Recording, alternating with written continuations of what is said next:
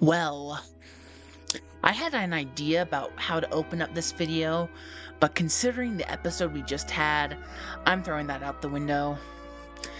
Here's me talking about the Interstellar Song Contest.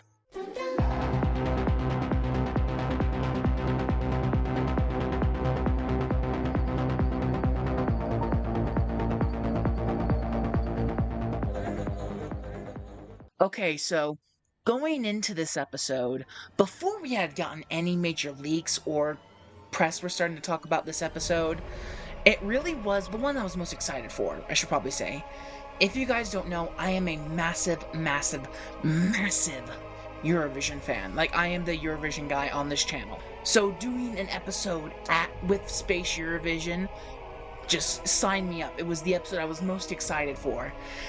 And then the leaks started coming out about this episode, and both Russell T Davies and Juno Dawson started giving interviews about the episode. And then I became quite worried, because they said that this was essentially Doctor Who meets Eurovision meets Die Hard. And I'll say this is a problem I have about the episode, is that the clear Die Hard elements. Is that I wish they had dropped the Die Hard elements and they did a story about Eurovision. And you can tell that in this episode, with appearances from Rylan and Graham Norton and all the Eurovision references, they wanted to do it. I feel that one of my big complaints about the story is that it has way too much jammed into it. That sequence where the terrorist attack happens and the bubble burst, that was very, very, very dark. Like was honestly, in my opinion, that probably went a bit too far. I mean, yes, it is all reversed in the end and everyone is free and safe. Apart from one, we'll get to that. But just again, I felt like that was a bit too much. So, in terms of the side cast, highlights for me were Charlie Kondu as Gary and Cardiff Kirwan as Mike. I really liked them as a couple. They were fun to bounce off with the Doctor. They were just all around fun.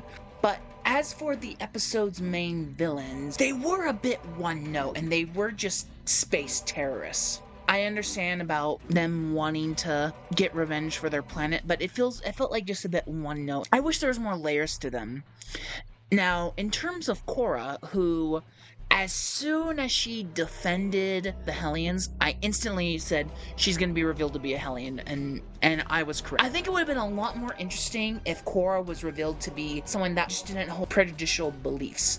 And I thought that would have acted like an extra layer to see that, like, hey, not everyone hold the beliefs that the Hellions were evil. And oh yeah, out of fucking nowhere, Susan appears in the Doctor's head.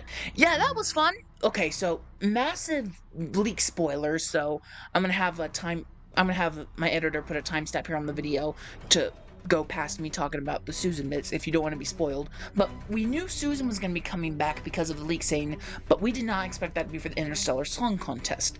That was going to be for the Wish World Reality War finale. So I'm thinking that we are probably going to get Susan in the finale, but I think it was just a nice way to tease, and as a great, big, massive surprise, like the Fugitive Doctor surprise, that, yeah, she's back. And then the ending where Cora sings a song of her people. It was beautiful. It was just a pure piece of beauty. It was wonderful. It was brilliant.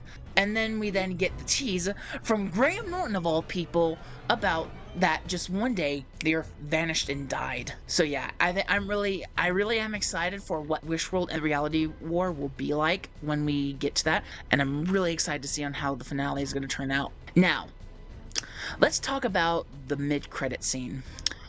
We did not get a Next Time trailer for, well, at least from when I watched the Disney Plus version of it. We did not get a Next Time trailer. Instead, we got an extended mid-credit sequence where Mrs. Flood, who was there earlier in the arena, bi-generates, and we see Archie Punjabi, who was announced to play a villain early on, and when Archie Punjabi casting was announced, I was excited because she's a brilliant actress. I've seen her in a couple things. She's really, really, really good. And then we get the reveal. You are either going to be surprised and swept off your feet by who Mrs. Flood is, or you've seen the leaks and you knew that she was going to end up being revealed of a bi-generated version of the Ronnie. And the Archie Punjabi seems to be playing like the Ronnie Prime, because the Ronnie called Mrs. Flood as Mrs. Flood and not the Ronnie or the other version of her. So yeah, so I think Anita Dobson is like the Mrs. Flood version of the Ronnie, but by the looks of it, Archie Punjabi will be the main version of the Ronnie for the finale. And oh my god, they nailed both castings for the Ronnie, both Anita Dobson and Archie Punjabi. Just, I love it. As for the Doctor and Belinda, the 15th Doctor is supposed to be guilt free of the trauma from the Time War. That was like the main reason the whole bi-generation existed in the first place, to give Doctor Who a fresh new reboot for Disney Plus, like a fresh new feel. But the fact that like he still saw visions of Susan, that he still saw 3 trillion lives, and then wanted to trying to kill Kid, like just I didn't end up liking it. I think it was a bit too far. And Belinda, great as always. And even though, while I don't like on how he was written, especially in the middle of the episode, both Ncuti Gatwa and Varada Sethu did brilliant performances. They have been an absolute highlight of this season. Overall, I'm going to have to give this episode a 3 out of 10. This is the first dud of the season, in my own personal opinion. I like the Robot Revolution. I loved Lux. I loved The Well. Lucky Day is probably going to go down as one of my all-time favorite episodes of Doctor Who, and I loved the story and the engine. The Interstellar Song Contest was the first dud of this amazing season for me, and it could have been so much more. They could have done, especially with around the concept of Doctor Who does Eurovision. Like, I felt like that they should have just took that one concept and ran with it. They didn't need any other circumstances about it. It's clear they wanted to do Eurovision with all the Eurovision references in there. That's my big problem, what's holding this episode back from getting such a high ranking as the other 5 episodes of this season. This could just be a me thing, if I'm being honest. Like some people I've talked with have actually rated this episode very highly. But for me, I'm sorry, it's a very low score episode for me. But that's enough for me. Next week will be some members, not saying who, but some members will be here for part 1 of the finale, Wish World.